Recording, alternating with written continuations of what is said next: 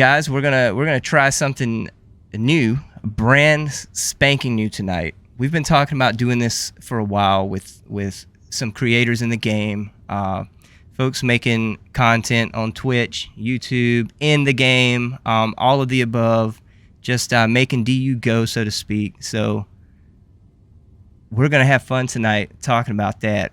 NQ-Nyota, thank you for the purple Lumi.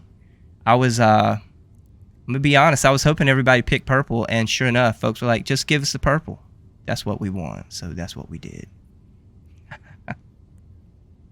So well, let's get started. I just want to talk about real quick, I guess the mission, the goal, the dream is to just hang out with some creators that enjoy the game, talk about what we're doing, what they've got on their plate coming up, what they enjoy about the game, and then at the end maybe we'll talk about what we might like to see. And if NQ-Nyota wants to jump in with us and give us her thoughts, we look forward to hearing from her a little later on. So I kind of want to get started. You know, we've got Geo here, who's, I'm going to say this, Geo, you have a world-class product. I love dropping in on you when I'm at work, you know, driving down the road on my way to a meeting or something. I try to get you up. I watch your playbacks on YouTube.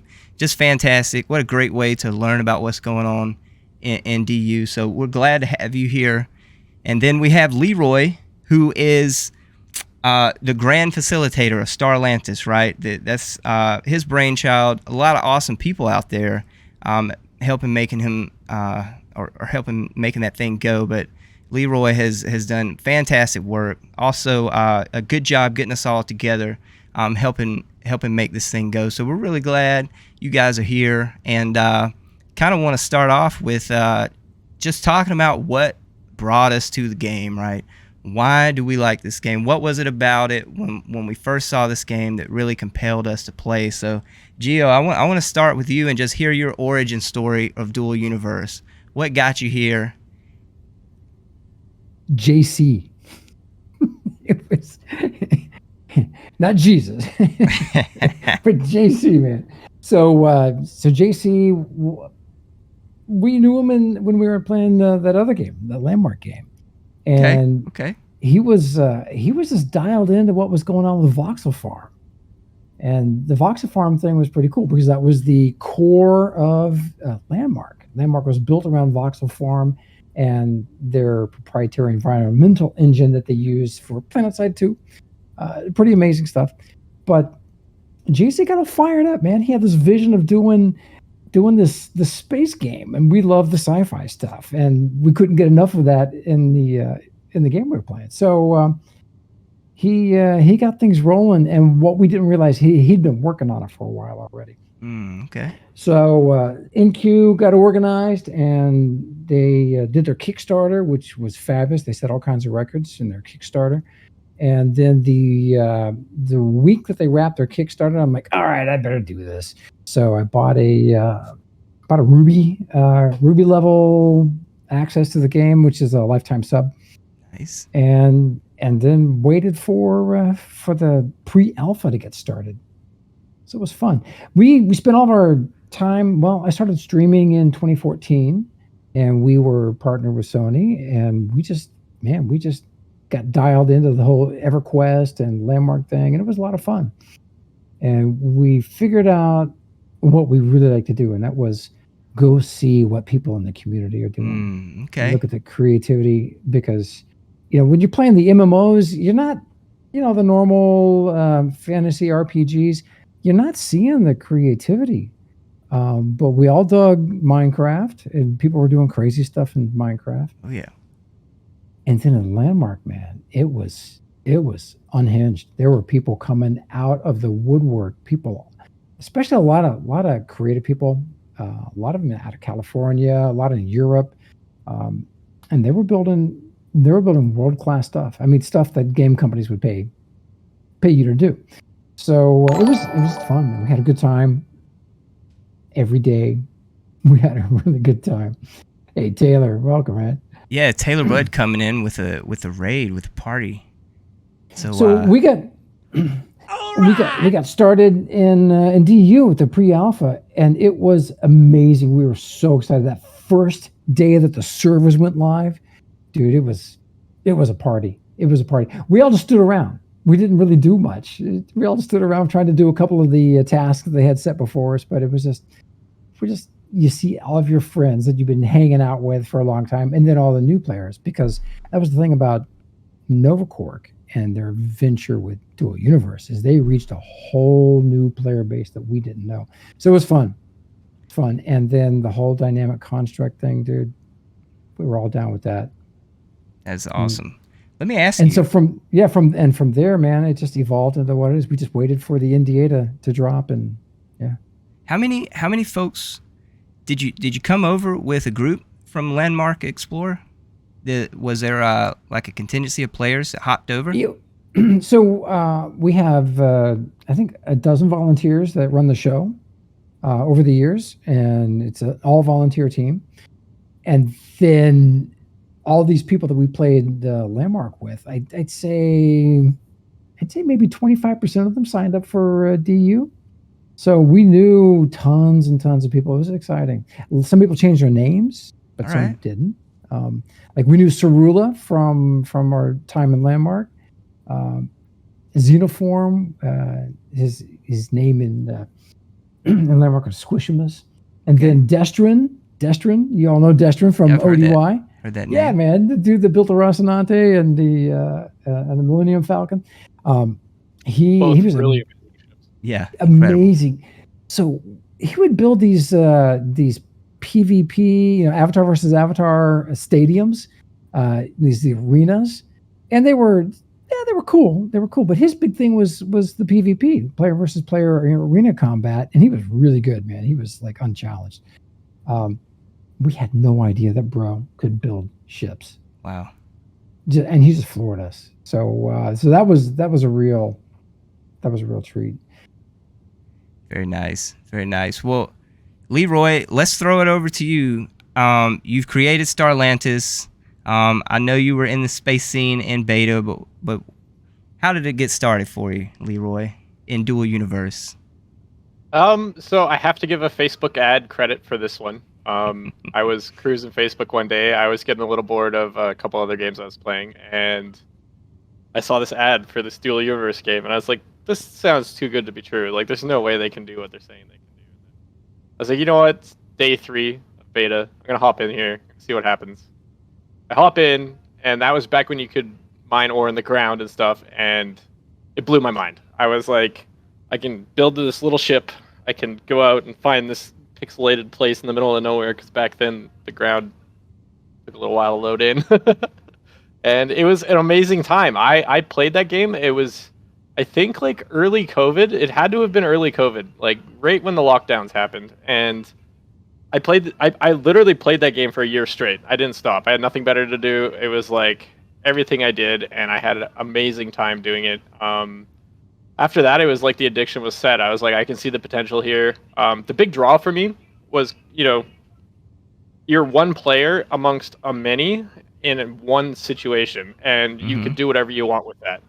And coming from a marketing background myself, that was a massive addiction draw to me. It was, I can build this thing, I can build factories, I can build factories that build stuff, I can sell stuff. This is amazing. And then the voxel work just kind of, that was like an unexpected surprise. I did not expect to be able to build what I was able to build by the end of it. Like, looking forward now towards where Starlantis is, like some of my buildings, I wouldn't say they're the best in DU, but for me, like, I don't use voxel libraries, so mostly everything you see that's built by Leeroy or Starlantis in Discord or on Starlantis is pretty much my voxel design, and that was the coolest thing. After a while, it took me a long time to learn how to do voxels, but that, I think, was the biggest selling point for me. Coming, I have played Minecraft. I know a lot of people are like, Minecraft, but Minecraft's a cool game.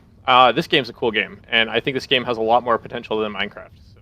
So, going into the station and stuff, the reason why I decided to build the station was just seeing an opportunity where there wasn't one.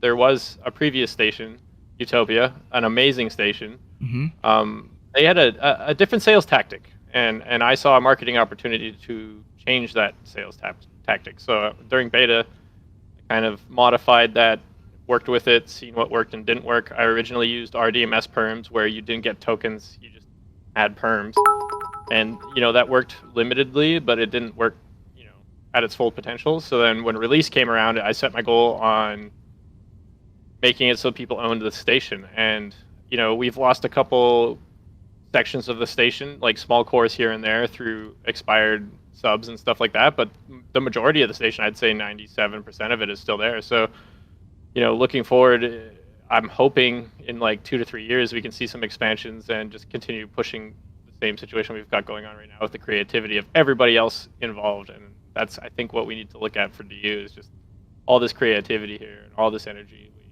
focus it, and I mean, there's no telling what we can do with it. Absolutely. Well, I gotta tell you guys real quickly, my origin story is I was trying to make myself play a space MMO, right? Because I'm not a space MMO guy. And I'm scrolling through all of the games available.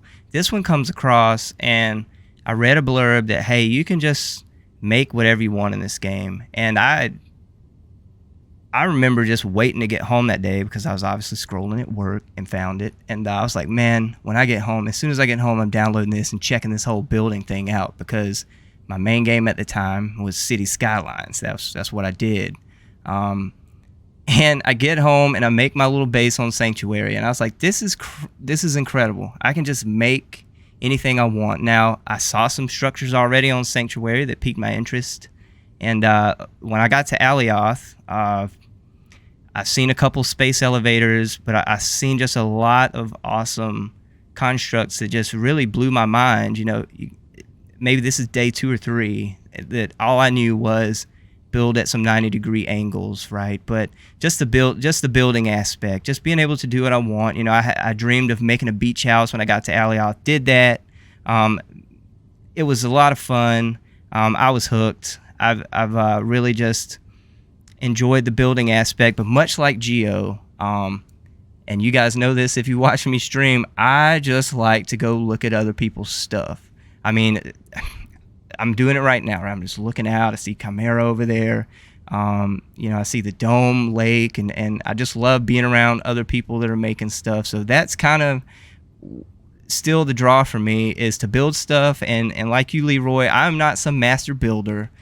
For those of you watching, here's my poor bar. But just the act of making stuff is just fun. So yeah, I'm not a master builder. I really appreciate folks who could take it to the next level. You got Loaded right down there. I'm putting out just incredible ships. That latest ship of his is just ridiculous. It's just an awesome ship. But I love looking at stuff like that. I love seeing MNC's Bender down there. I love all the ships I can look out and see, just the dome and what that is. So really have, the building and the exploring really are my main game loops here. And I love how dynamic this game is. And all these folks, as we just look out and see just a few folks here at Market 6, they're all got their own game loops. And it's just amazing to be a part of it. So there's my story. So I want to kind of move into this, guys. We're here. We're getting close to a year now. Been a lot of awesome stuff happened. There's a lot of awesome stuff that happened in beta. There's a lot of stuff happening post-launch. So Geo, you're down there at IC. You guys are always doing something incredible. You're having huge events. You're having awesome build contests. What is on the horizon for you or IC? What is on the horizon for you guys down there? And then you personally, what are you working on? What are you excited about? Wow, Voxelvision is doing his first annual pumpkin carving contest. And for anybody that hung out with us all those years back when we were partnered with Sony, holy smokes, this is going to be the event of the year. Don't want to miss this. He's got NQ on board, and it's going to be a good time. He's just got a passion for the community, and this pumpkin carving thing, dude, it's going to be crazy. So you come down, you pick up your blueprint for the pumpkin, and then you do your thing, carve it, turn it in, and people are going to do crazy stuff you've not seen in the game yet. So it's going to be a lot of fun. So that's the big thing, and I don't have the hard date on that, but it's early October is when it gets started. And I know you can come down. Well, you just go to VR and you can go straight to his place to see, look for Voxelvision or look for pumpkin carving contest, and then you can see what he's got going on. And then we haven't organized the next fly-in yet, but I'm sure we will. We're just working on just cleaning up some of the stuff that we've created, and we've got plans for building a Star Trek museum in the game. Nice, very nice. And so our hope is to get everybody who's made Star Trek content to donate some stuff, and that's gonna be fun. So it's going to be a copy of the museum we've got just on the other end. That's going to take some time. I've been really busy in real life. Been working a job for the last year and a half. That's going really well. Came out of retirement to do that. So all right. Been fun, brother. I hear you, man. Yeah, I'm looking forward to that pumpkin carving contest. I've seen I've got the flyer somewhere. I'll try to share that information if I can pull it up. But yeah, I'm excited about it myself, and I'll definitely be there for it. Obviously, again, wish I could participate, but I think I will add more value. Maybe I will, and it'll just, no expectations, guys. I'm not, even in real life, I'm not good with pumpkins. I suck at pumpkins too. How about this? We'll both make some horrible pumpkins and we'll just put them in. so don't judge too hard. We're just having fun. We're just having fun here with our pumpkins. Yeah. I was about to say pew pew pumpkins. It might be pink. Hey.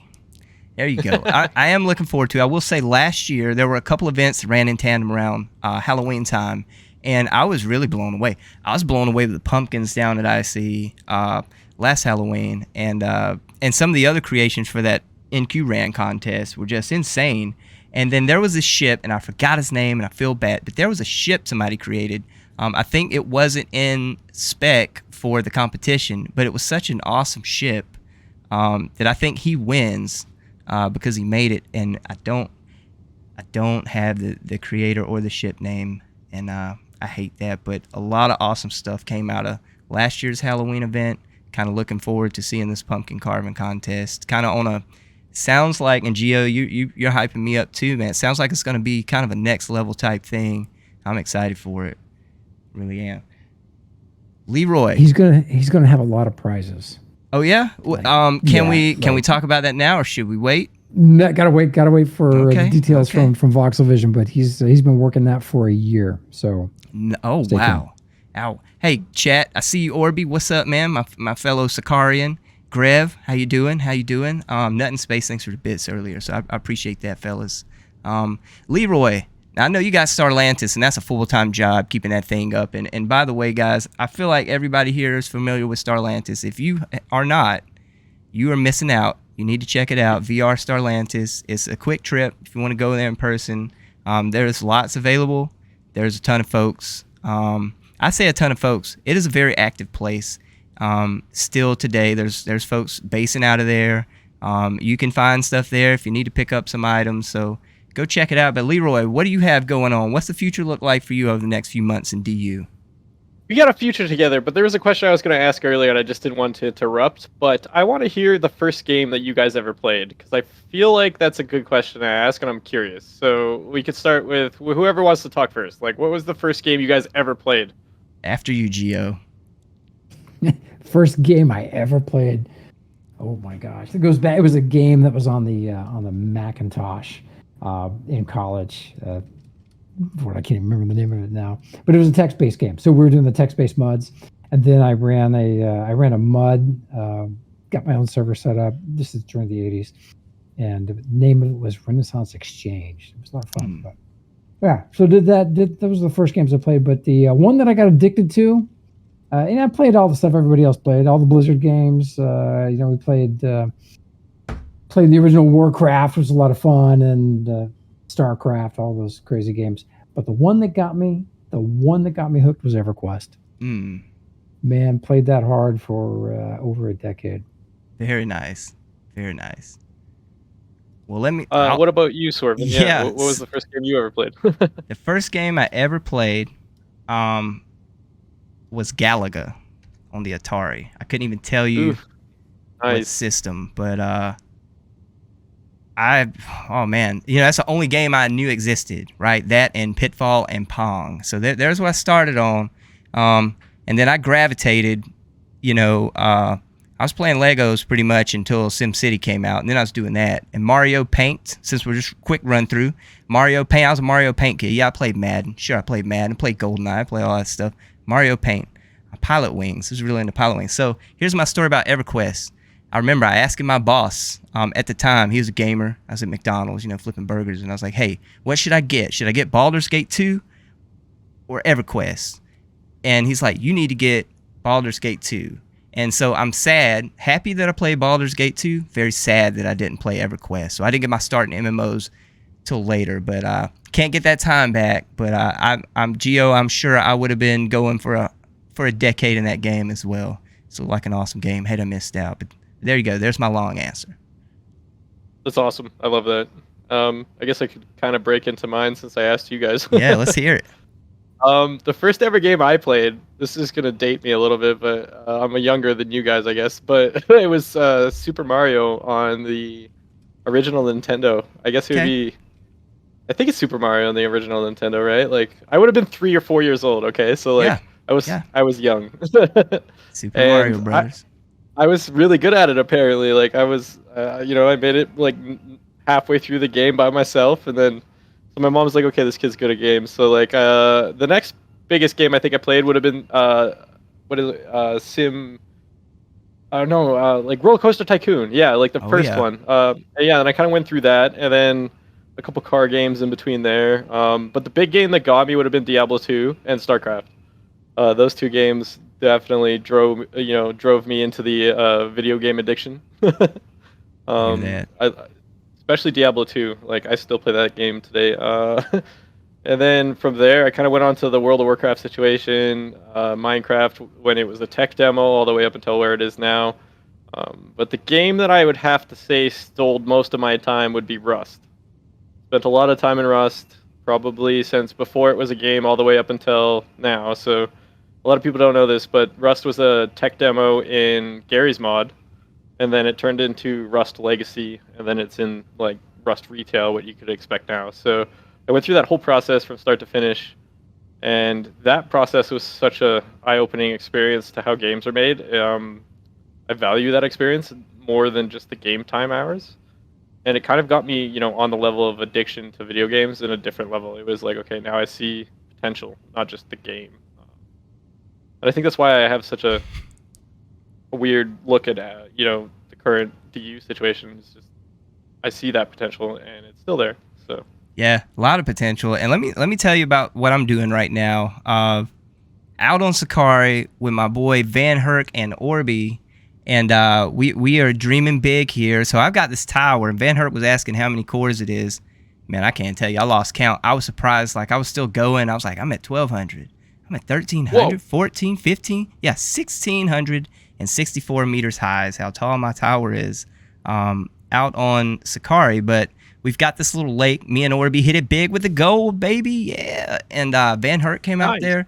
So we're out there building. When we have time, all of us have projects here on Alioth. I think that's our first love. But Sakari has become kind of our second home. And I think I am hard committed on that tower until it is completed, which means at least there's voxel wrapped around the outside of it, and you're not going to crash on some scaffolding like Geo did in my first tower I was building on Alioth. Unfortunately, this very tower, it might have been this very spot, Geo, back before there was that killed us. That was awesome, man. I still feel bad about that, but I'm sure it claimed a couple others too. But no, we also would like to have an event out there.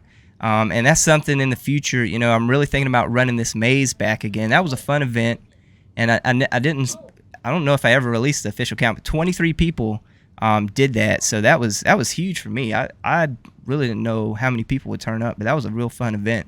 So I'm looking to do that here soon, before the year anniversary. I feel like I want to run the maze back, and also I really want to do this when it's right and we can get the funds, but I really would like, and we're going to make it happen, me, Orby Van Hurt, Captain Arrow, with the script. We're going to do a boat race out on Sakari for, I don't know, I'd like to hear feedback. 30-minute endurance race, hour-long endurance race. Come on.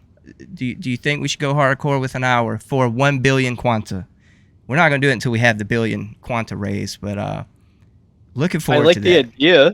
I think you should do a tandem race of some sort. So like have a guy that's like logistics based, comes and repairs the ship every time it crashes, and then make it a 2-team effort. But yeah, I like the hour idea for sure. I love the endurance race at Wicked Wonderland, and man, I don't know. I just love it. It takes me back to those Forza days, those Gran Turismo days.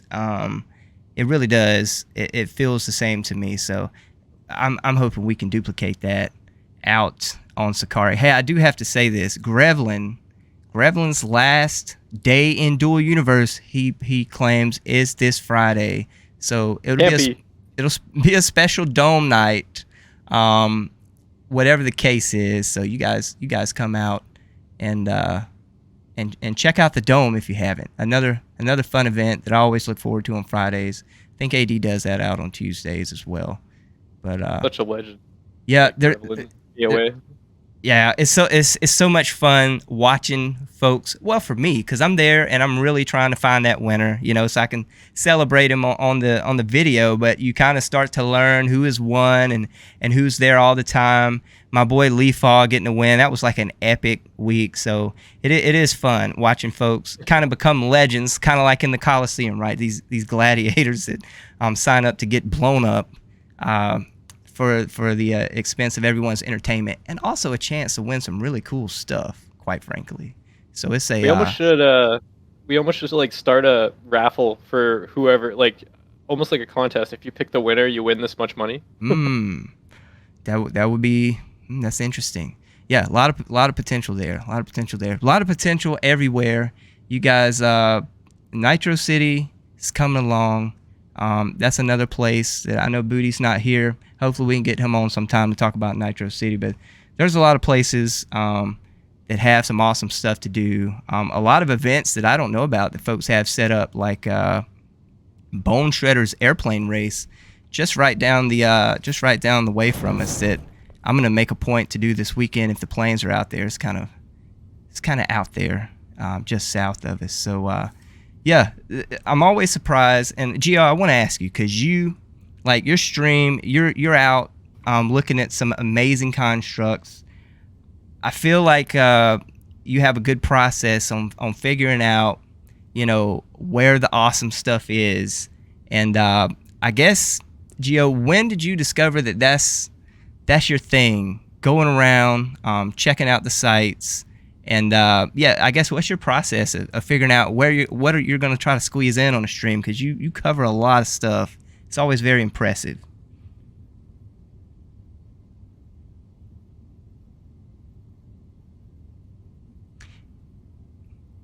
It was a pretty broad question. You might be thinking about it. Oh yeah, I gotta unmute myself. Christmas.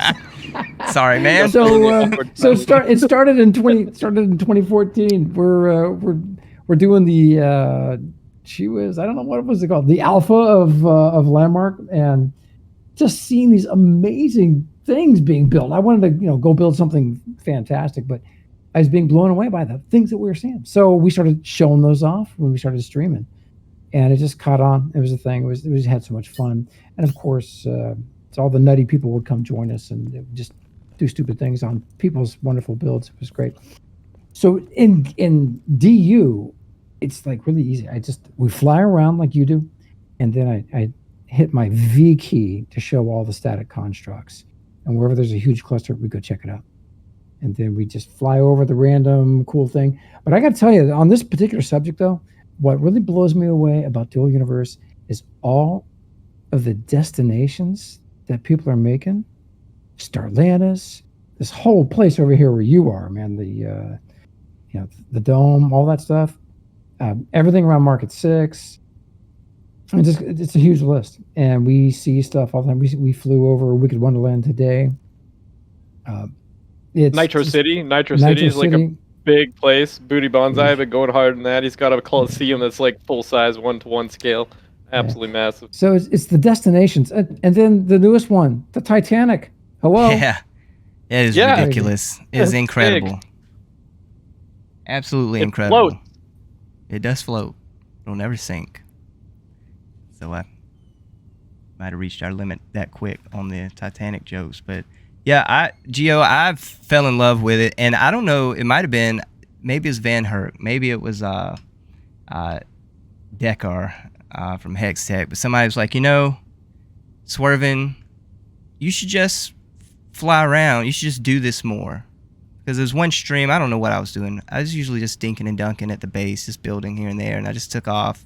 It's because it was getting dark, and I just took off chasing the daylight, and just getting into whatever I could get into. And it's so much fun to be pleasantly surprised. You're just flying from point A to B, and then something pops up, and you dive in, and an hour later, you just had the most fun kind of exploring someone's awesome creation. My favorite was It Wasn't Me, his base over there by Market 17 that just is just fascinating. I tell him it's hard to walk around because I just want to stand still and take a bunch of screenshots because every angle of that base looks amazing. There's I could rattle off 20 more like that, but yeah, it's just so much fun to just cruise around and just get into something that you did not expect to see, and it makes me sad in a way that I won't get to see all of the. I'm trying very hard though. There's just so many awesome things out there. Now I'm thinking about the glue factory that I just rolled up on. If you guys are familiar with Unicorn Kylan's. Glue Company. Yeah, I just was flying somewhere and rolled up on Kylan's place, and just obviously I've made a whole, it's a big feature in one of my videos. I just spent so much time there. I spent days there just getting shots and just having the most fun looking at somebody else's awesome creation. So, Gio, I think in a way I appreciate the inspiration that I've been able to draw from you, but love to watch you go, man. It's awesome. Really is. I'd have to add to that too. Like honestly, if it wasn't for Geo, especially in the early days, like especially Infinity Corp, I've never been a part of Infinity Corp, so this is not an Infinity Corp plug. But at the same time, like you guys put out some videos at the very early beta days that explain DU in the right way. I don't think they got enough credit. They're still relevant in a lot of ways today, but like your stream and Magic and just your whole situation with that really kind of inspired me to push forward through the game in the hard times where you get bored. So it was definitely, thank you, Gio. Like what you've done, and Swervin, thank you, because like you guys, what you're doing, I don't think maybe you realize this and maybe you don't, but the quality of work that you guys do, if you were to apply this to other games, would be, you guys would have a load more following than you do now. You guys put in so much work, so much effort. You guys are artists in your industry, and you do a very good job at it. So I got loads of respect for the both of you, for sure. Appreciate that, Well, man. big shout out to Swervin, man. Your weekly updates, the whole community just lives for your weekly updates, dude. They're great. That's awesome. Yeah, I love that. It is a labor of love. It really is. I do it because it's fun. And I'm doing it anyway, so I might as well press record. And it does sometimes. Man, you gotta. I challenge myself to do a good job for myself. But yeah, it has been very awesome to see folks be interested in something you're interested in. I'll say that. And so I've been very appreciative. Magic, thank you for the. Thank you for the shout out. But yeah, I appreciate that, guys. That means a lot coming from you too. And someone snuck into our chat. Is now a good time to summon. It was me. Maybe we let. Oh, there we go. I was just about to say, let her speak first. It was me. I was waiting for a compliment, but yeah, you guys are doing awesome. So. Sorry, a little late. Needed dinner. It was a long day. Dinner's important. No problem. Especially on a Yeah. long day. Yeah. So Nyota, thanks for jumping in. Awesome to have you. and we've been chatting about what we like in DU, what motivates us to play, and I've been very curious to ask you. Now I know you were talking about at the beach event, which was awesome, by the way. You and Nico did a fantastic job, but you said you play the game, and so I just want to ask, without telling too much about your secret life in DU, like, what do you look forward to when you're not having to wear the NQ hat and you can just play the game? What is your game loop? Oh my. At the moment, I'm just trying to make a living. It sounds funny, but I know all of you guys have all the quanta in the world, and you're all quanta illionaires, or whatever you want to call them. That's what I call them, anyways, when I can pronounce it. Yeah, my goal right now is just to find maybe without doing missions. I know you guys love missions. I'm not a mission person, so I'm kind of trying to find my own way. So I'm trying not to go bankrupt. Doing the diggy. Yeah, I'm digging around. Love I've been known to be on asteroids quite a bit. I am not a voxelmancer. I have tried. I'm not saying I don't build things, but there's just no way that I can compare to what you guys do. Why bother? I'm like, If it makes you feel any better, I've never done a mission in release. Wow. Oh, there you go. Wow. I did one. My coworkers forced me into it, and I was like, nope. It's not because they're missions. It's not because it's DU. It's just because even me in like a normal or other MMOs, I don't want to say normal, but other MMOs, would be going to do quests where you have to go to the NPCs, do this, do that, roll eyes, carry on. Let me get to the game, please. Thank you. I think I did 2. If we're gonna be 100% honest here, I did 2, and it was just to test it, and I was like, I can't do this right now. It's too much. I mean, I get it. I mean, it's a great place to make some money. And if people like it, that's great. But it's not for me. So. What was the first game you ever played? Because we've kind of all answered that question, so I'm gonna burn. Yeah, let's hear I that. was listening. I was listening while I was chewing along. Now you're gonna have to specify. I've been on this earth for a while, and I think some of you have too as well. But you're gonna have to specify what kind of game are you talking? Because you guys went all over the place. You had did. MMOs. Yeah, I've been around the block a bit here, so. Let's start with the first game that you remember that was notable, like the first memory you have with the game, and then go for like kind of like we did. We went from like our very first game to like our notable game to like the game that changed our aspect on games. Well, I mean, because I guess I categorize them into different types of games. So, I mean, yeah, I experienced arcades back in the day. I mean, there's still some arcades out there, but, I can remember playing Centipede on an arcade machine and just going, you Nice. jerk face, in other words. And Galaga was mentioned. That was one of my first space games. So that's outside of the house, shall we say. And then there was the console games. I did go down the fantasy road a little bit. I had an Intellivision when I was a kid, so there I'm old. And hand me down, don't worry. And so arcade wise, I remember playing the hell out of a Dungeons and Dragons game. Okay. I don't know what it is. And then between that and even Qbert, just all over the place. And then MMOs. Let's not date myself too long, but I've been around a while. I think one of my favorite MMOs, standard MMOs, currently my favorite MMO actually is DU because I play it daily. But I think my favorite one was Dark Age of Camelot. Oh, all right. Oh, are you one of those that would just whipping everybody's butt? Possibly. Man. I'm not lying. I do I do have a PvP mode. So I'm ruthless out there. So Noted. Not in DU quite yet, but I'm getting there. See, that's the thing I've been talking to today. I stirred up a little bit of a situation on the DU Discord, intentionally and unintentionally. And the idea was, with this podcast, was to get all aspects of the game talking about what works and what doesn't in a adult conversation.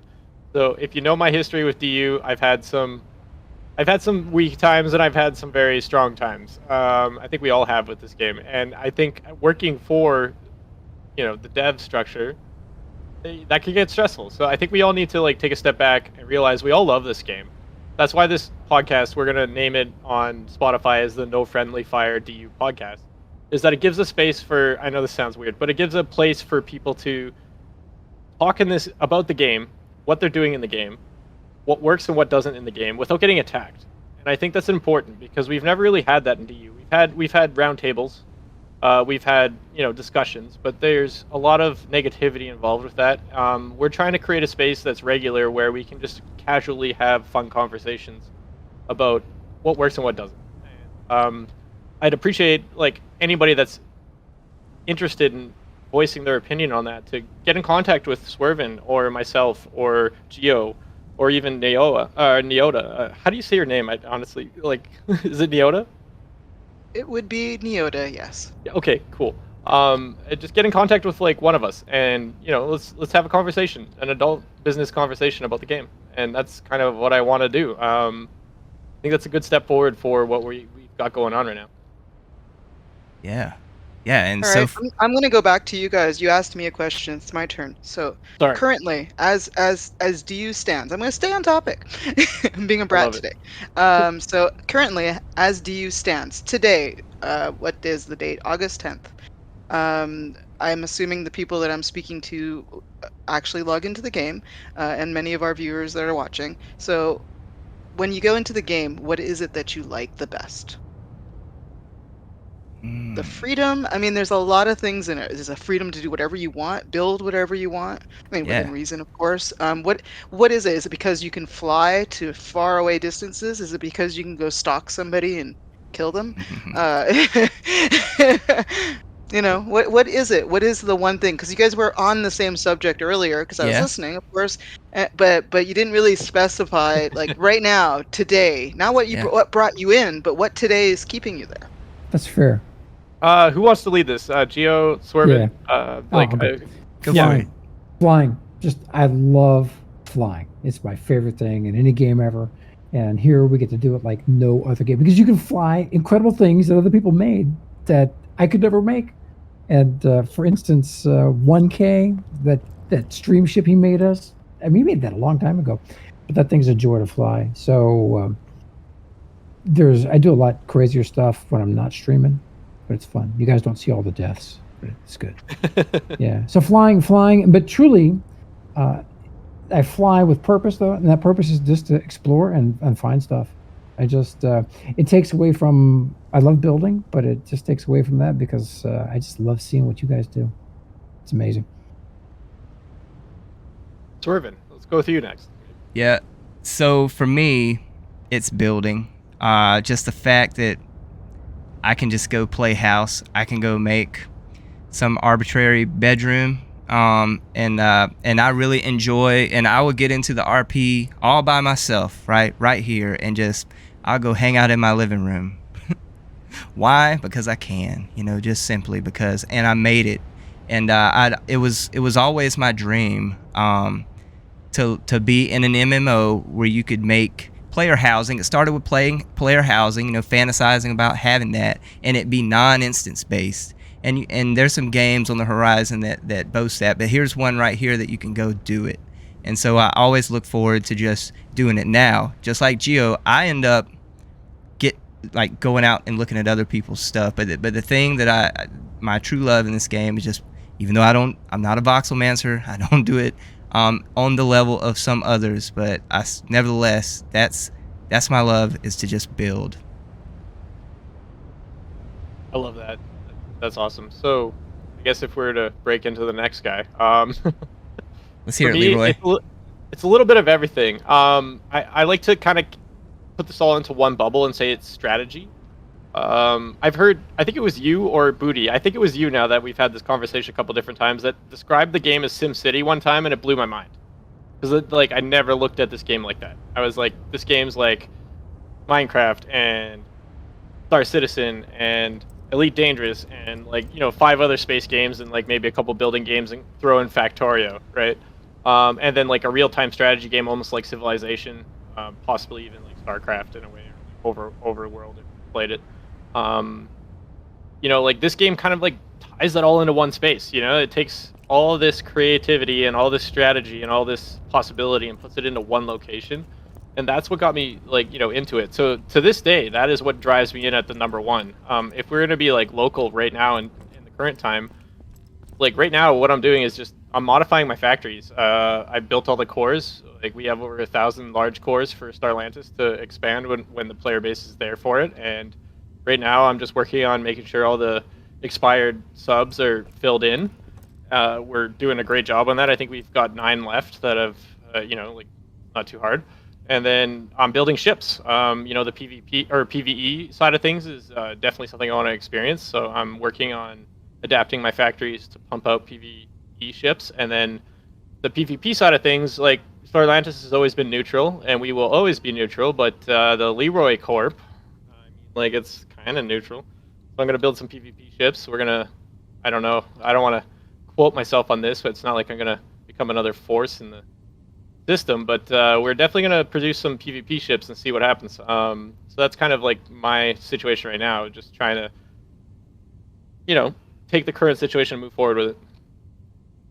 Very nice, very nice. Hey, I want to call out some nice comments. You know, Proteus, the sandbox aspect is the best part. Yeah, I feel that same way with the building. The fact that you can just do whatever you want, literally whatever you want, whatever you can dream up. And Orby says, I love this. As soon as you visit someone, you see a part of someone's life, the way someone builds, collects, organizes so many different people. It's pretty fascinating. And I can see that too, man. You roll up on somebody's base, they're doing something just different, right? But it is a part of them. That's what they experience. That's what they spend so many hours at, you know, like in someone's base. You, Leeroy, at Starlantis. So yeah, I like that comment, Orby. Love it. I can love agree it with for that. some Like, chats. The biggest thing about Starlantis is it's not all me. I just build the fucking ring. Sorry, I swore. Shouldn't do that. I've been Oh my trying all day. goodness, no way. I've been trying all night. We had a way. discussion about this. I'm actually super impressed. I went almost an hour without doing it. That's pretty good. But like the ring, like, you know, like people build their own things on it. One of my favorite things, I guess, in the game to do right now is to just wander around the ring and see what's new. Like, you know, I'll waste 2 hours on a day where I don't have 2 hours to go do that. So yeah, I can agree with that. The sandbox thing, people, such a big deal. Absolutely. This, All right. by the way, this gave me an idea for an event to have. Why do you do this to me, guys? Thanks. Oh, let's stay right there, That's actually Nyota. why we're doing it. Yeah, this is how I come up with events. I listen to you guys talk, and I go, "Well, that might be fun," and then I go try it out. So No, I was just having a random thought of listening, and I'm thinking, wouldn't it be kind of cool if we? I know not everybody writes, and it's not their thing, but I know a lot of people can have a writing. I can write, let's say, and have some kind of thing where we describe somebody else's base, or we show them a base. Describe this base. How would you describe it? It's kind of like an art contest, you know. I like that. Everybody has a different feeling for it.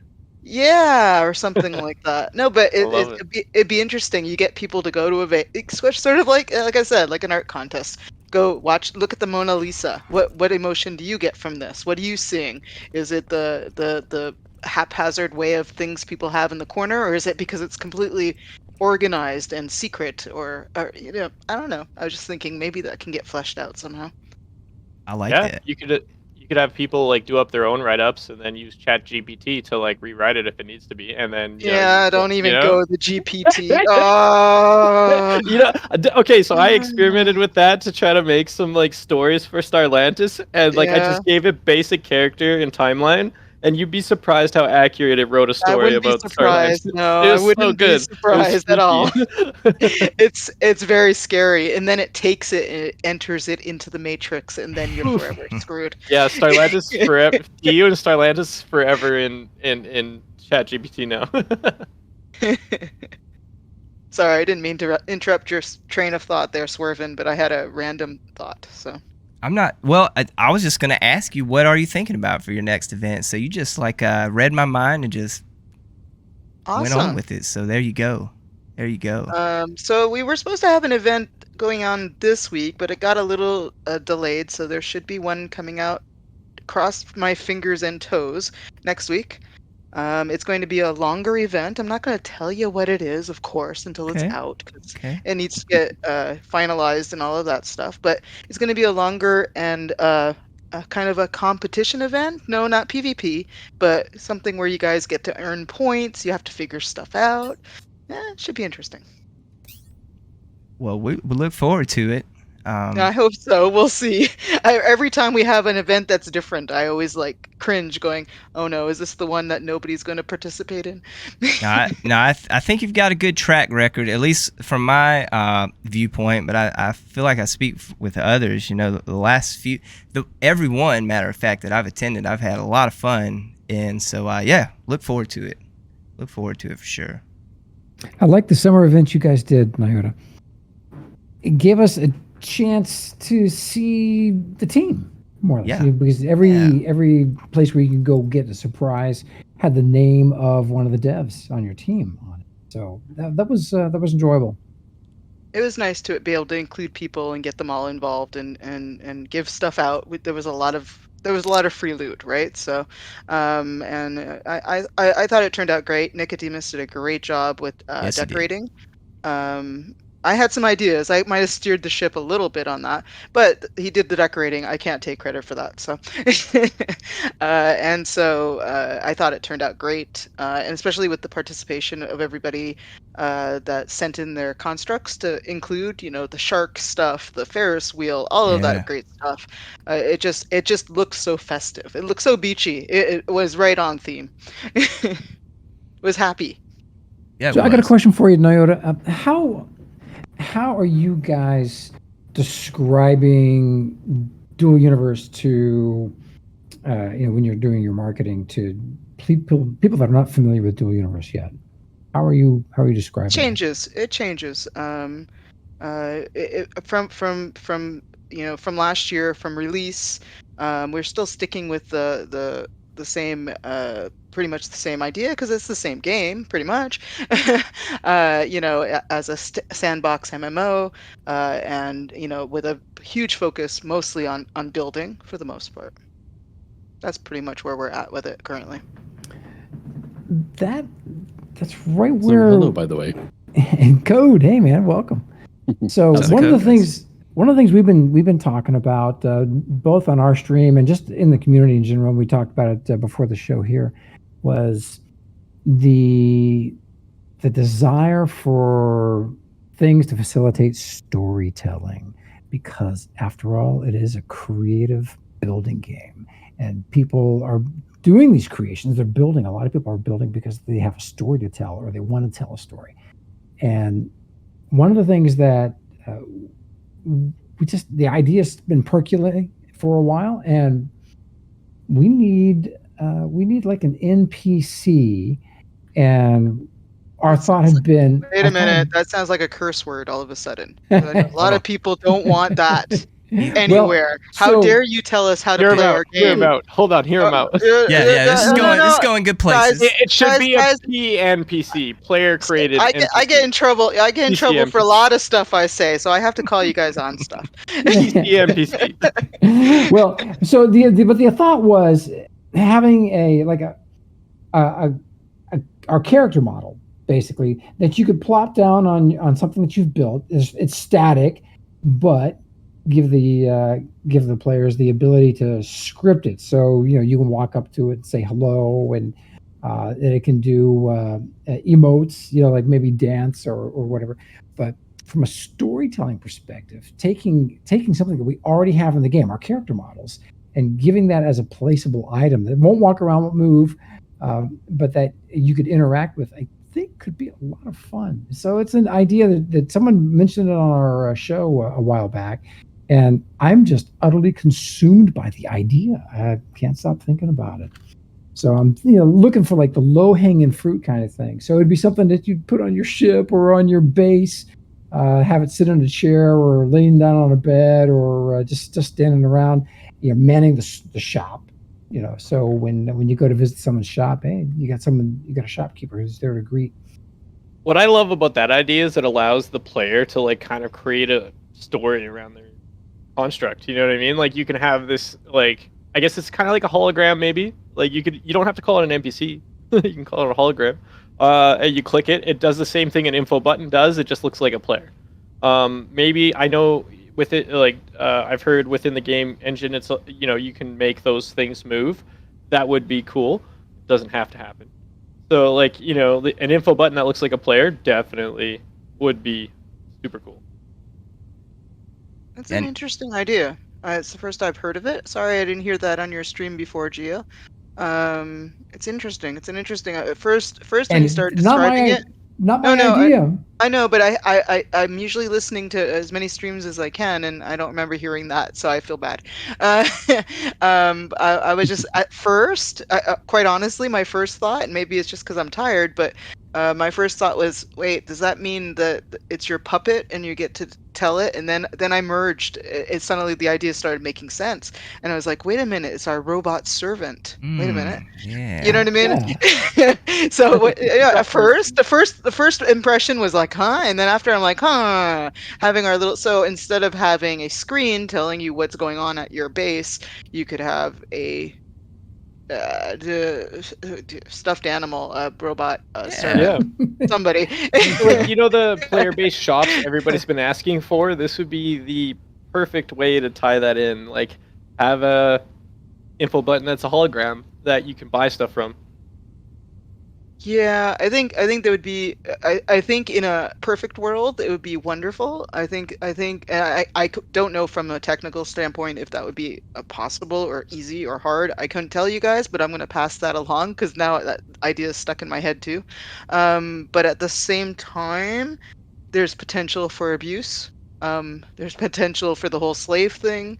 There's the potential for making some objectionable content, shall we say? Potentially, yeah, I can see that. It takes all kinds, right? So this game attracts all kinds. That's the problem. So I mean, I hate to mention it from that point of view, but I have to sometimes, and so I worry. I would worry about some kind of potential issue going on with that. How do you police it, right? So but you have the same thing for building when people are going to build things. That's very true. Yeah, very true. I think an easy way to police that would be to have it similar to let's simplify this a little bit because they would solve two problems with one and kind of please a bunch of people all at the same time. Is make every one of these things just the shop owner at first, and you can VR to them just like a VR pod. So say you have this NPC that's an info button that's a hologram that can sell stuff, you can VR to them. And then if you VR to them and they're cool, right? Awesome, buy stuff from them. If they're not, have an easy report option at the bottom that says, hey, report this person, right? Yeah, I was going to say, the game has report options built into it now where you can report things like names or constructs for, violating the rules.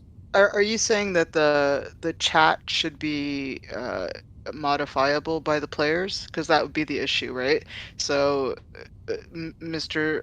I don't want to call the bot something, but I'll call it slave bot. Or like you said, NPC. I'll say NPC. It sounds dirty, but I'll say NPC. Non-player, non-computer player. Sure. We'll go with that. And if it's programmable, obviously, just like our quick text on our screens and stuff like that, the potential for having hidden secret stuff on there and in different languages. Yeah, that is a lot of work. I can see where that comes with coding, and then also like I would call it logistics, but it's really just like administration, just checking, getting somebody to interpret that. I could see having maybe basic. Maybe no, I was thinking very basic. That's what I was about to say. Very basic that it only has certain things that it can say. So you can't program it to say what you want it to say. I know it takes it away from the glamour of it, but maybe it can step forward.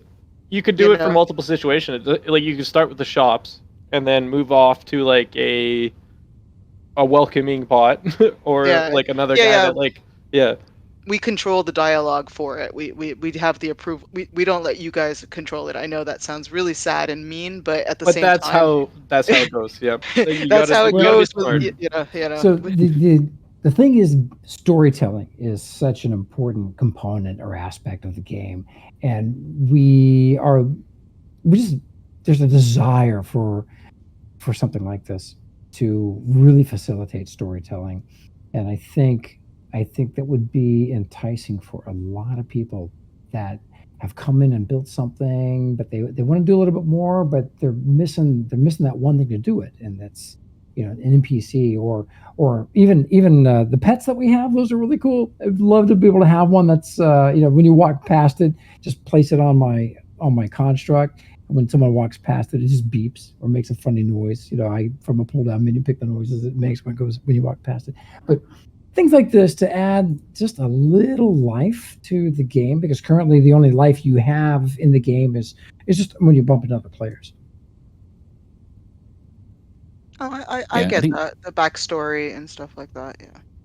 To kind of piggyback on that idea, one concept that I had in my head, because Gio and I have talked about this same thing before a couple different times, and one of the ideas that was bouncing around for me, something that I'm not saying this is easier to implement, but if they were not even interactable, but simply something to fill constructs with, because it's kind of one of those things where you build a massive, giant hauler ship and you put all this effort into design where it's got an engineering deck and it's got a flight deck, and then you fly it all by yourself.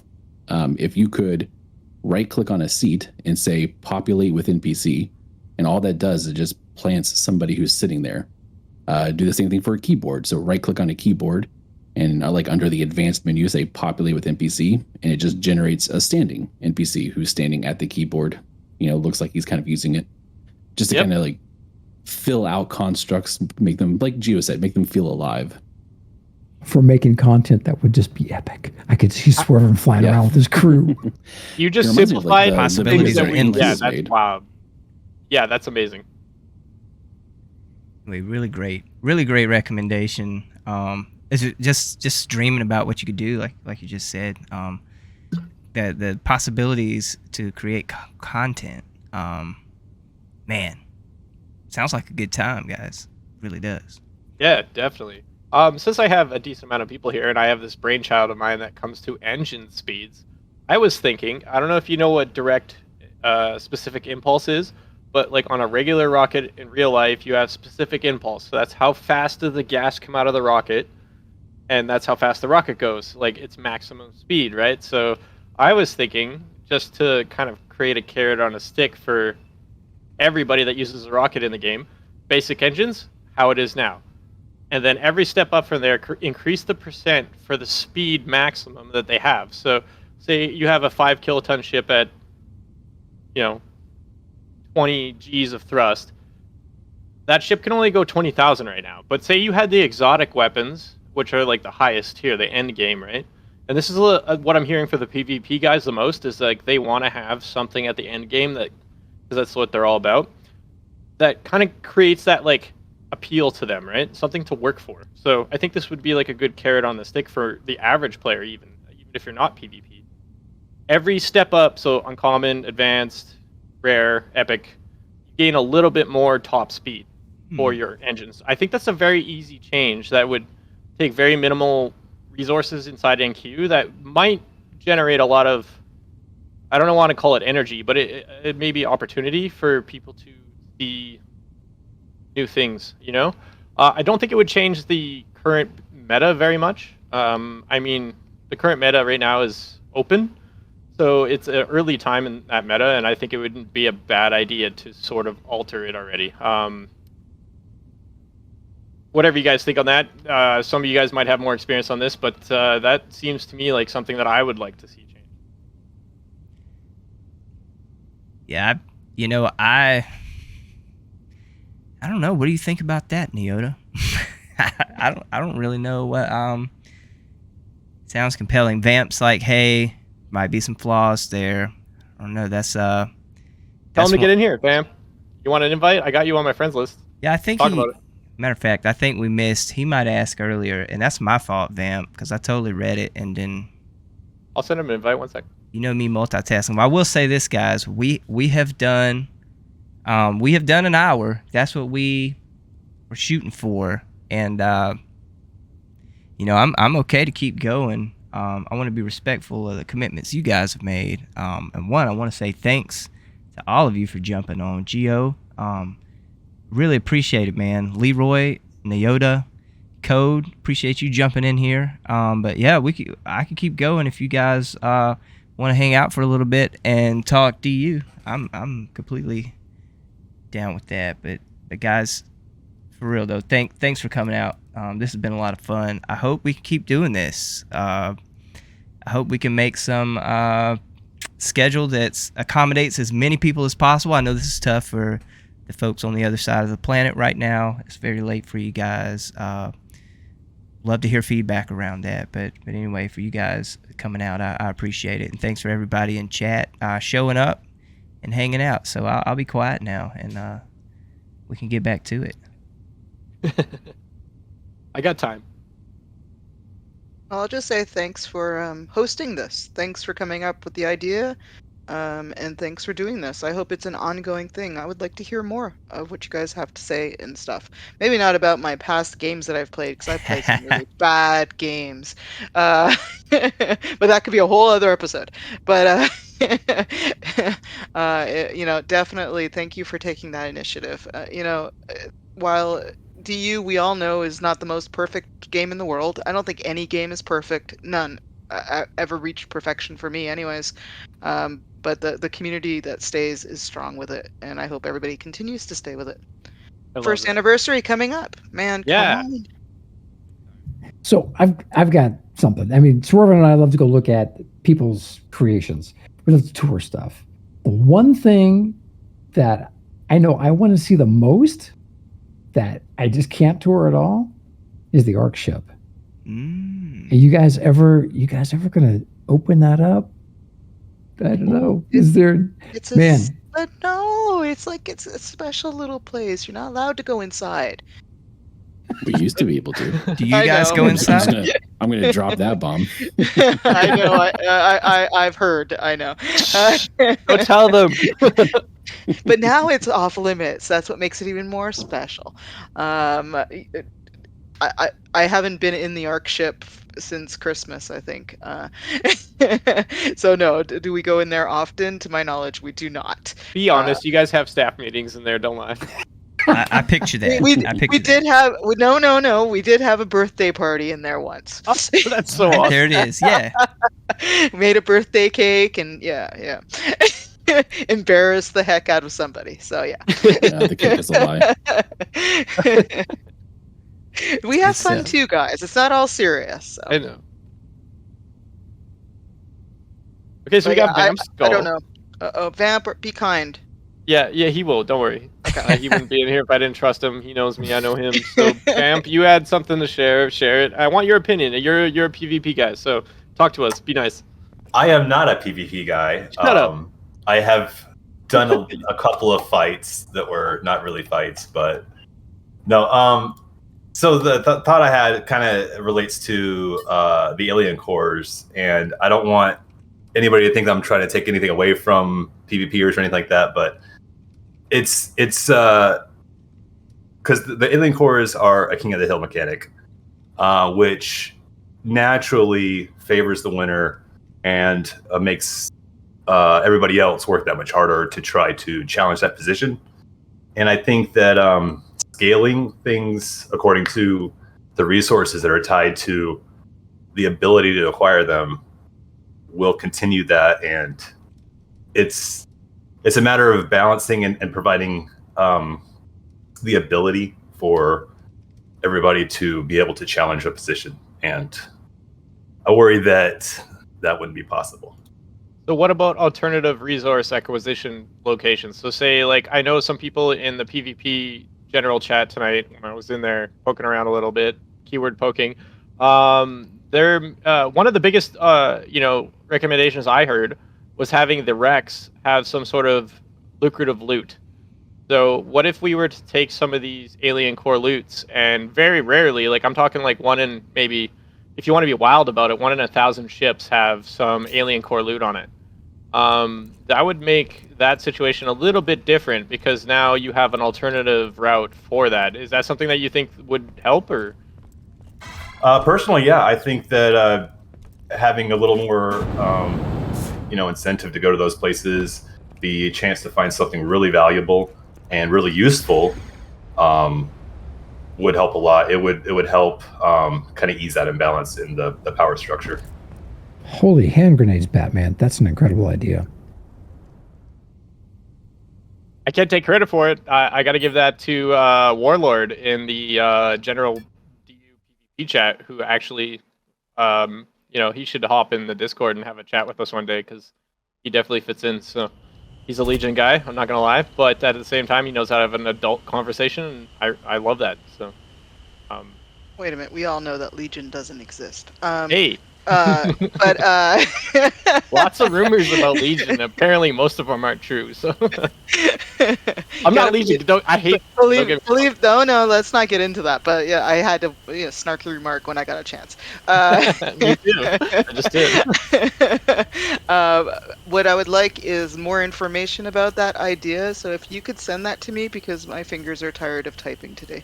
So if you could, if you don't mind, I want to make sure that it's fleshed out correctly. And I only got some of it down, and then I was like, "Ah, crap, I'm missing some of it." So, would you mind if you can shoot that over to me, or have the person who had the idea to shoot it over to me so that I can pass it along?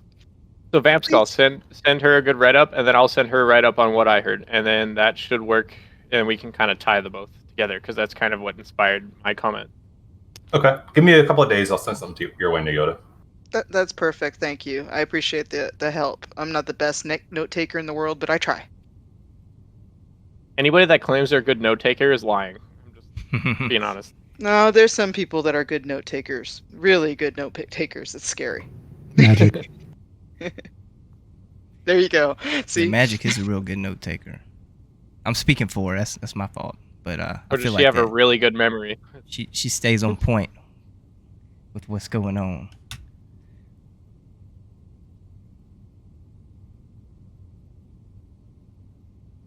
Is a real good idea. Any love to hear your thoughts in the chat about some of the stuff we're talking about. I see some of you guys throwing out some thoughts, so I like it. What else, guys?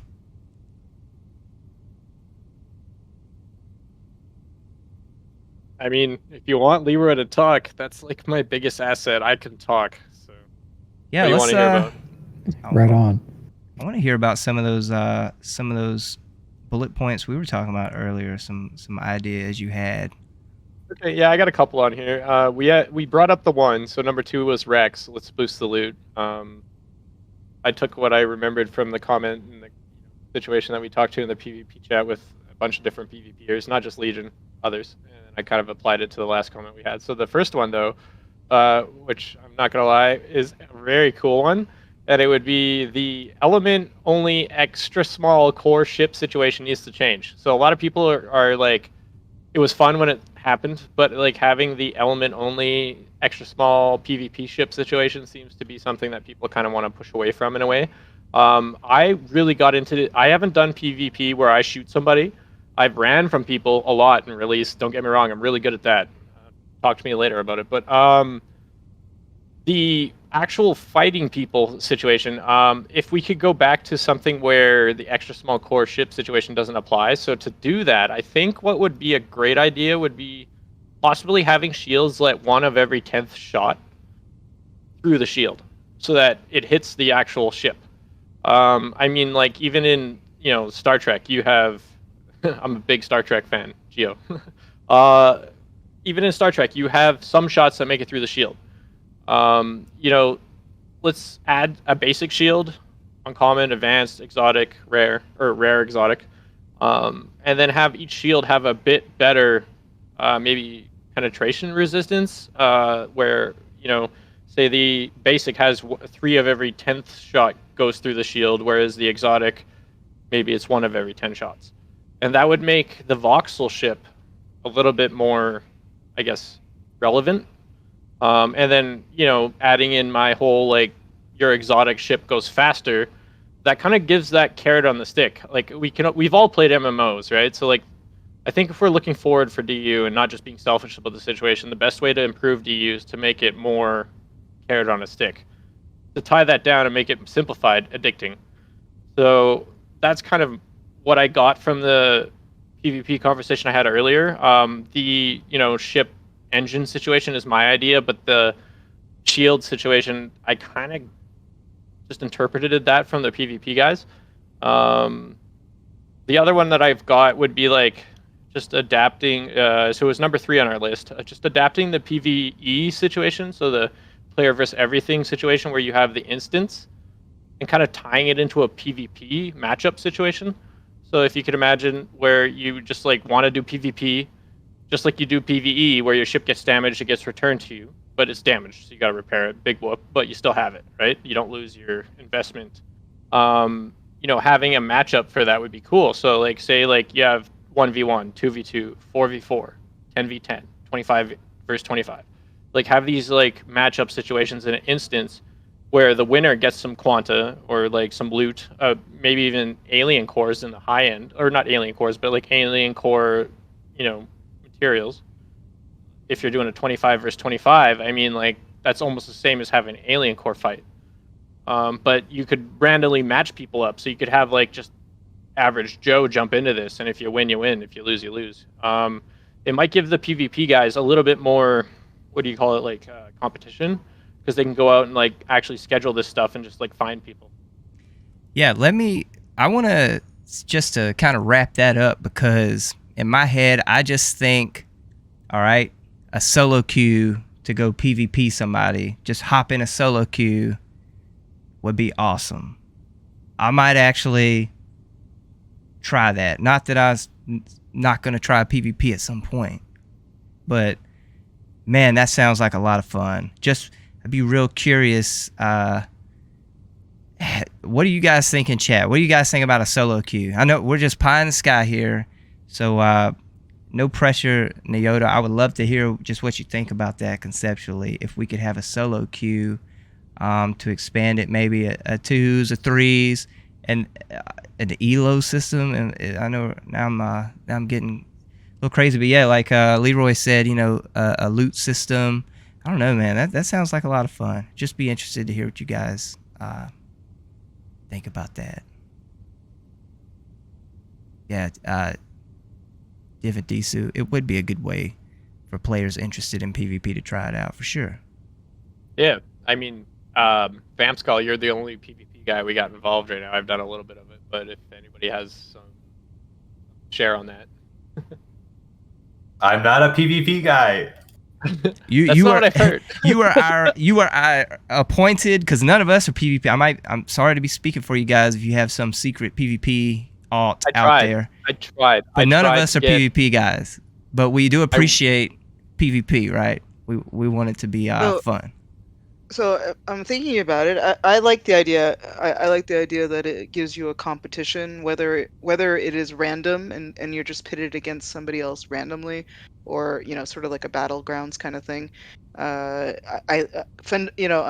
This is just my personal opinion. I think overall, I think it might be fun for a little while, but at the same time, unless I worry that it takes away from the PvPers that are out there, and it's going to take people that would normally be out in PvP but out in these instances or something of the sort.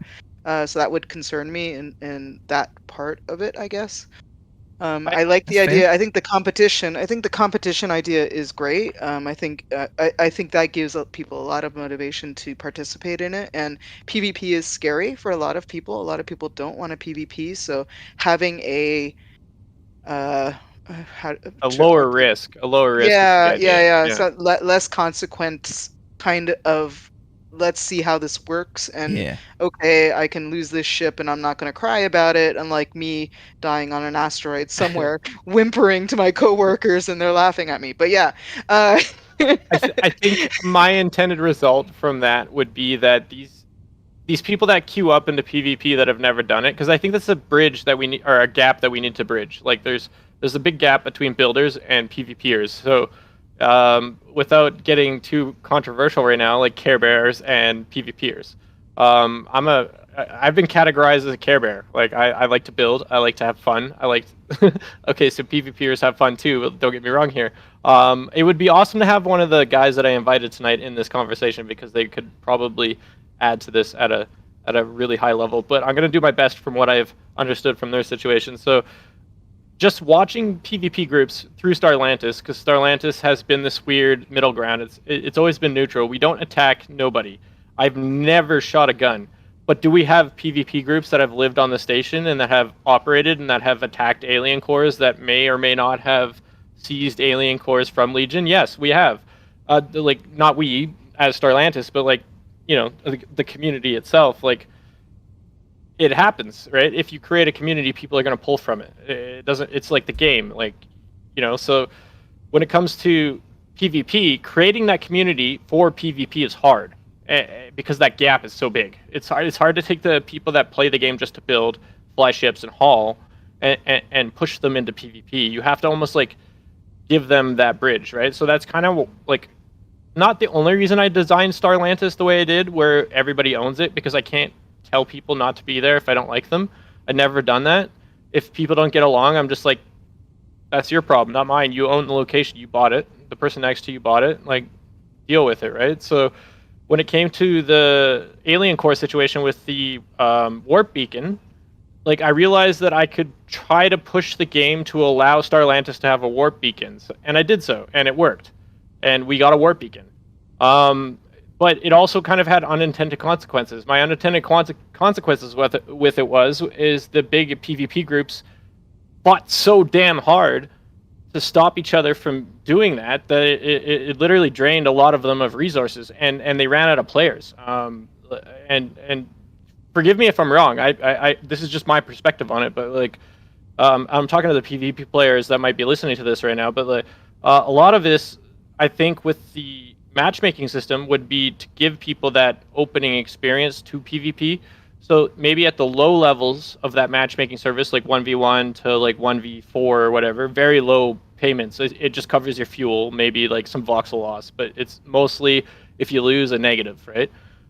Even if you win, it's like you cover your maybe slightly positive. But if you're like the 25 group that wins the battle, that's a big accomplishment in the game. Like, you've got 25 people together to actually operate to kill 25 other people. Like, that's worth rewarding, right? And then you take that 25 people that you won that battle with, and you turn it into a real game situation where you start controlling asteroids, the alien cores, maybe like a big base somewhere else out. Say down the road we add another system. I'm not saying that's going to happen, but if it did, like, you'd want those groups that are proven, and that's a good way to prove it.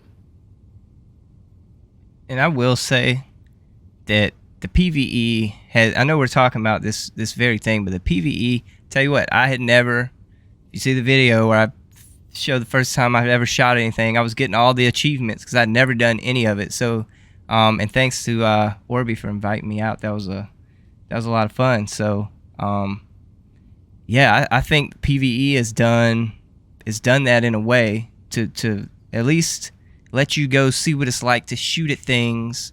And it's a nice payout too. But I could see where you wouldn't want to take away from the real world PvP. But I don't know, it sounds like a lot of fun, and yeah, I appreciate you kind of exploring that with us, Nyota, and chat. Yeah, thank you. So I've got another topic, and that is the cash shop. We haven't heard much from Novaquark about this, but I just tell you anecdotally from our stream, that is still a top request, and people would just love to be able to go to an NQ store and spend their money and buy skins, game time. And I would love for everybody to go there and spend their money as well. And I would probably be doing the same thing. So we haven't heard any updates, and didn't know if that was still going to be a thing or not. So I don't really have much to say on that at the moment. It won't be this month. Let's put it that way. That I know of. But it's still there. It's just not ready yet. So there's just so it's still on the table. It's still being discussed. How's that? Okay. All right. There's a lot of aspects that go into it, so it's not like completely out the door, but it's not completely there yet either. I wish it was there for all of y'all as well. I know it was mentioned several months ago, I believe, or last year at this point, So I know, and everybody got hyped up about it, and then it didn't happen, and I was sad for everybody too. So, Yeah. so 'Cause you know, I it's think not. everybody wants to buy skins. Yeah, you can sign me up. Yeah, exactly. So yeah, so I twisted some arms, so I'm hoping to get some couple maybe different colored items for you guys coming up soon for you decorators, and maybe Some some gifts. That'd interesting be prizes and gifts and stuff like that. cool. I'm trying. I'm doing my best. Hey, you're awesome. You're awesome. I don't know about Yeah. that, but I'm doing my best. So, you know, Well, I and the get it, other and I am a player, so I get it. I completely get it. I play. DU sometimes trolls me like it trolls everybody, and I just go, DU, you well, jerk. speaking of trolling, I want to buy a Captain Deckard bobblehead, maybe an AK Swervin one too. Okay. Yeah. That would be kind of fun. We should do that for Deckard. I'd be down. We should all pitch in and get one. I'm sure there's companies that'll make them. Right on. Now is he out? I can get it picture. Is he out honeymooning yet? Not to get in his He's personal life, he's but I know it's close to this time, Yeah, right? he shared it with everybody. He is officially honeymooning at this time. So Good stuff. Good for him. Good for him. Congrats to him and Yeah. everything. Yeah. So I love that guy. He hates me, like, because I've literally caused him a ton of stress over the years, but that guy literally has never not answered one of my shitty no, ass questions. he doesn't hate you. I can confirm he doesn't hate you. He might Okay, roll his well, he eyes should. next time Yes, he hears from please. you. I'm pretty much a straight shooter, so I would tell you Thank you. that you know. But hate, no, he's not He a guy should, to though. hate. He's not. I've All sent right, that guy loads of stress over the years. Like, okay, I'll tell him. I'll tell him that. I'll let him know that it's okay to hate you. It's okay to hate. Yeah, no, and he'll it's say okay. sure. Yeah, no, honestly. If you really want to, but no, I've- he you know, he's a player I've as well. changed He my- loves you guys, you know. Yeah, I'm I've not changed my saying that I'm not saying that there's not some hard days. There are a lot of hard days. And you know, things happen and drama and all these things and whatever. But essentially, you know, Deckard's an awesome individual and he doesn't hate. How's that? He might growl a little bit sometimes, and sometimes that's at me too. But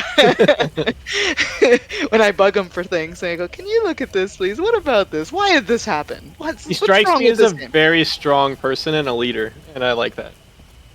He's very, you know, I you know, I've worked for several gaming companies, and I'm gonna tell you, the Novaquark folks. I know we have a bad rep out there, but we do our damnedest to do our best, and we do all that we can to get the game where it needs to be.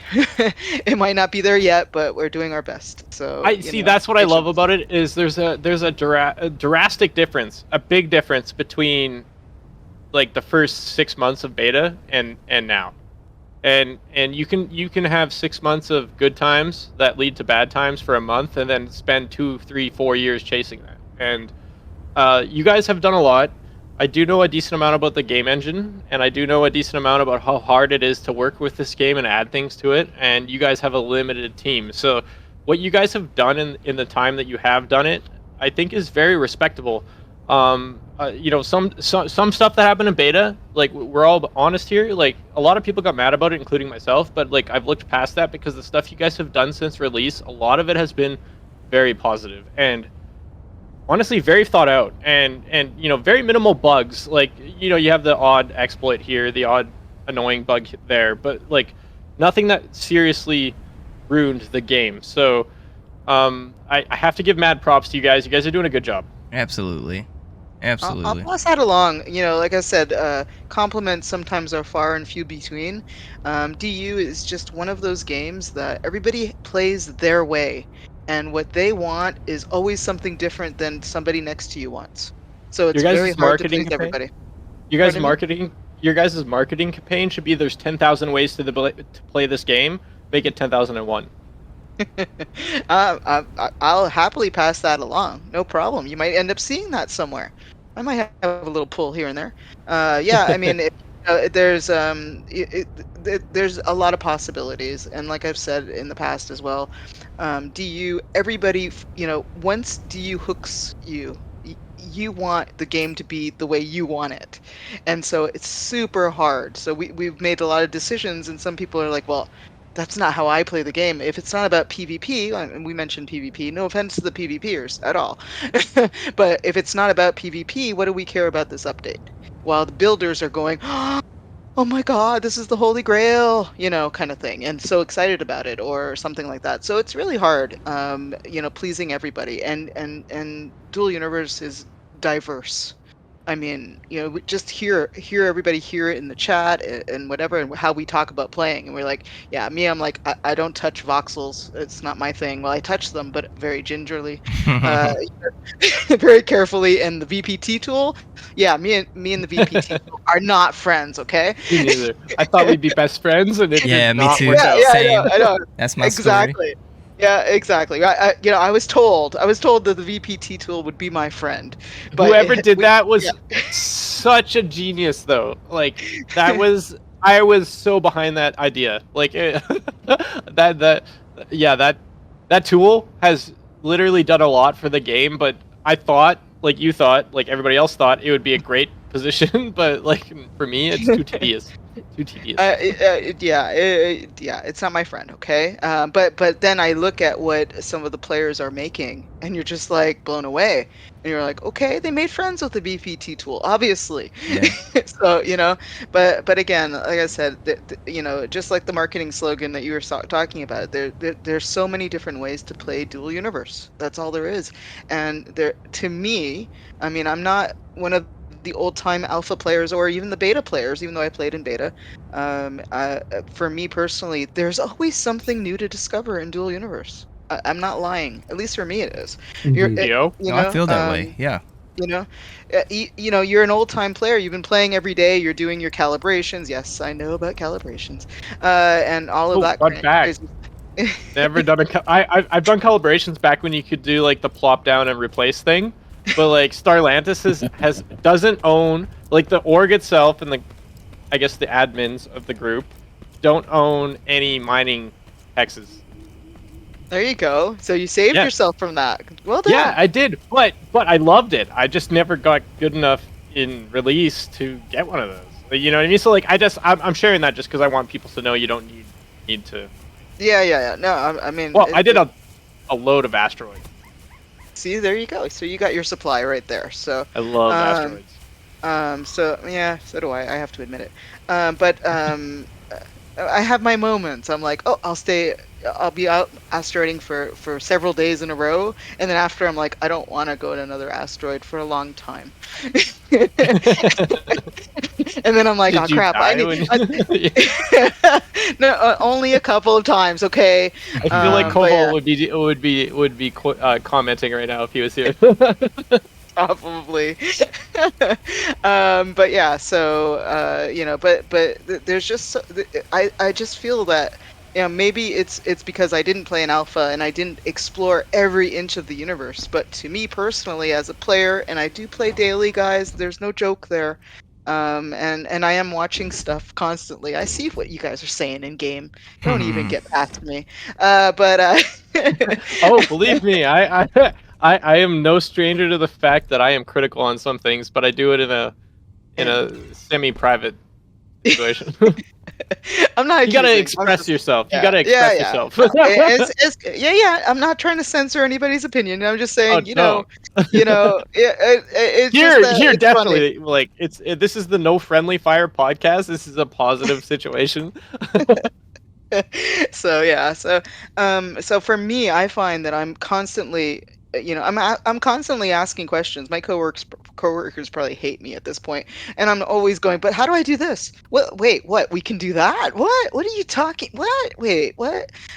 So it still happens. Not daily anymore, but it happens often. I have stories about learning to fly that are quite ridiculous, but yeah. But there's just so many other things to do in the game, and I haven't done it all. Right? I've heard about probably it all at this point, but I haven't done it all. And I just think that I think that nobody's asking for my advice or anything like that, but I think the advice is when when you're like, okay, I need a break from the game, I'm tired of this, it doesn't give me enough this because this is what I really want. Maybe start looking at that. Look at something else in the game and give it a try. and you might find yourself in a completely different situation.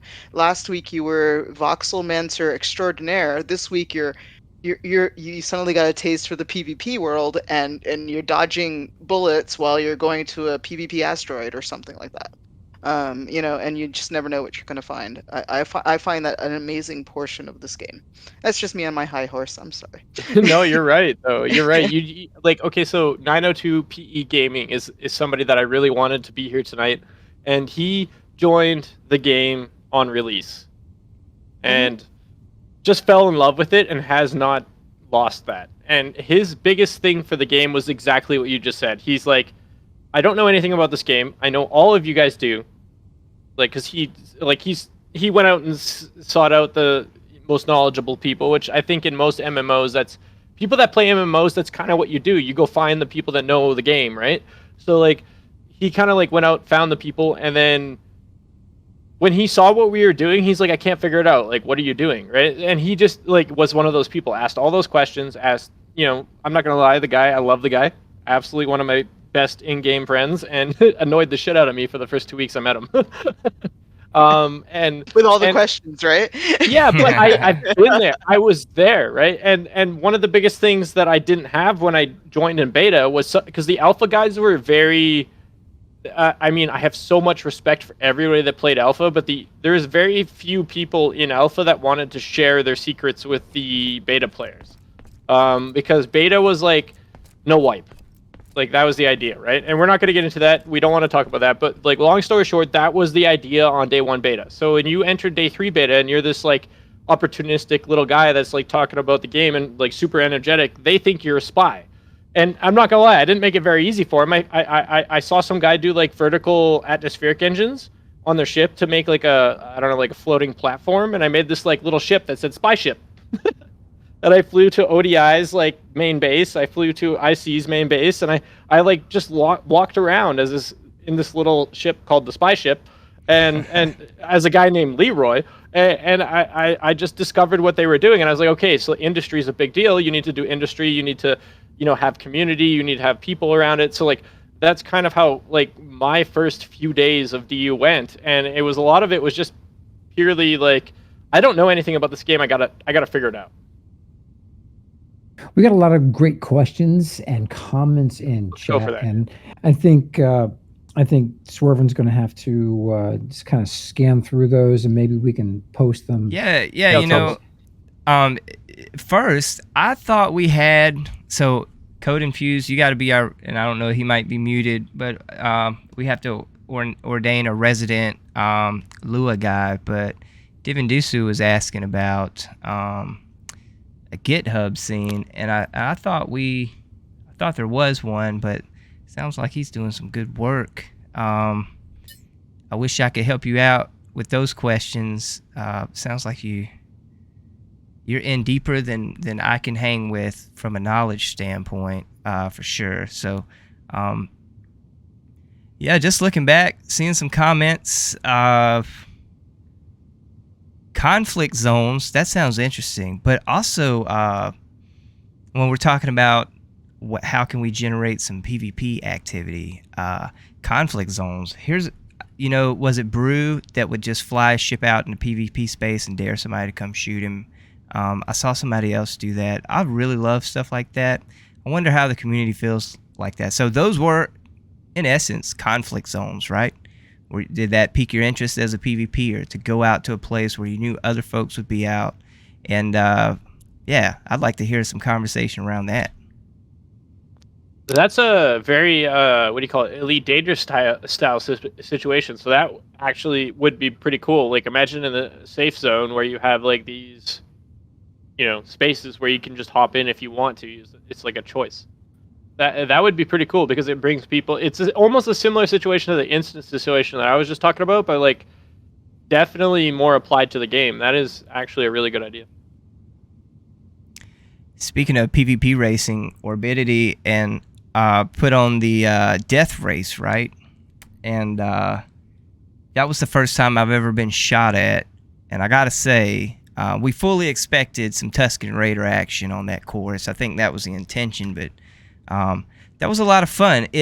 So there was something going on, right? Really close to the edge of the safe zone, and some folks showed up, right, to take some Was that shots. the Starlantis fly-in race that we did? It was not that one. Although somebody No? got shot, I saw Yeah, somebody we land tried with some that. damage. We tried that. Somebody got shot. We even notified Legion that we'd be going out there, and like they were too slow. Well, somebody, I forget who it was, and they didn't get killed, but I remember somebody coming in to a checkpoint, and the whole back of their ship was just wrecked, dude. So somebody was firing some shots off because I saw the voxel damage. So, but anyway, I feel like I wish we could see some more of that, but we can do that, right? We can create some conflict zones. Maybe we fill up a container of something really awesome that people would really want, and just post the coordinates, say, "Come get it, fellas," and see what happens. That sounds like a fun Saturday, actually. Actually, I did that. I did something similar to that. There's currently 600,000 liters of gold ore sitting on Alioth on an unclaimed territory that nobody has found. So you just hit it, didn't tell anybody.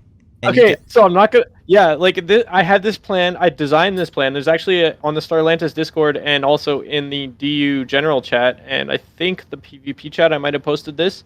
There's a riddle that was solved, or it hasn't been solved, but you can solve it.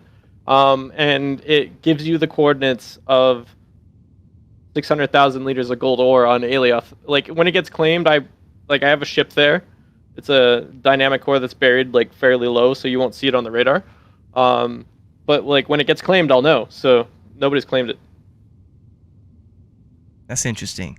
And so I knew you'd been up. I've heard that you've been up to some stuff around Starlantis. So are you saying if somebody does their due diligence and goes looking for clues, they can get tipped off 600,000 kiloliters of gold ore? Yeah, it's a lot of quanta. Like I didn't. Okay, so just so the Starlantis investors know, this was purely just me being ADHD me, and I found a gold like hex, and I may or may not have mined that much over. Like I think it took me. Oh God. Like calibrations. Okay, so I lied earlier. I have done calibrations, but this is like giving away my whole little scheme here. But like the only calibrations I've done, other than before the place down bonuses, was for this, and it's not that hard. Honestly, you do like what? It's one hex, like 6 miners, if that. I use small miners so you get the bonus. Long story short, yeah. It took me a long time to set that up. So the station itself has some puzzles set across the station. The donation center, which it's the Starlantis VR main entrance on VR, or Starlantis main entrance in VR. Sorry, that one you're gonna find most of the pictures with the clues in there, but the actual give it away clues are gonna be on the Discord. So you're gonna have to scroll through it. All of the Discord stuff are visible, like even if you join today, you'll be able to scroll up and see it. So, but they're there. I think this whole like having conflict zones thing as an instance where it's similar to PvE would be a great idea. You die in this, instance with the conflict zone, your ship gets pushed outside of it. You don't lose the ship, but you have some fun. I think it's a great idea. Good stuff.